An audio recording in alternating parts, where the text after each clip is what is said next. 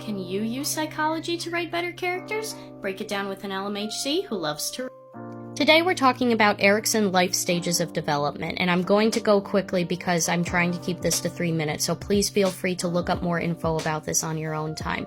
But basically, every person goes through different specific stages in life, and you experience, according to Erikson, a form of conflict.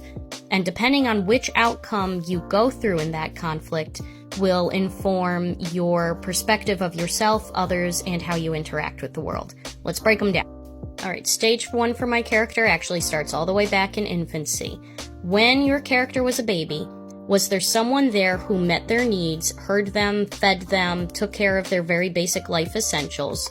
Or did their needs go unmet and unheard and there wasn't somebody reliably taking care of them?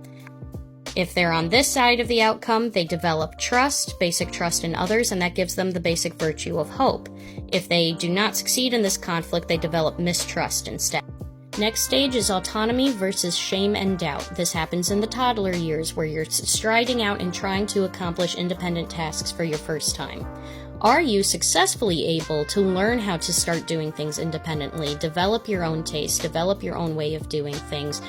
Are you able to learn and therefore feel a sense of autonomy and feel confident in your own will? Or was your sense of development smothered, or did something hinder you from feeling like you could be autonomous and instead you carry a sense of doubt in your own will? Erikson's next stage is called initiative versus guilt. This happens in the 3 to 5 year range when you're first starting to really socialize with others and start connecting with others, choosing how you're going to play with them, choosing if you're going to help them versus bully them. And this is about what is your purpose within the social network.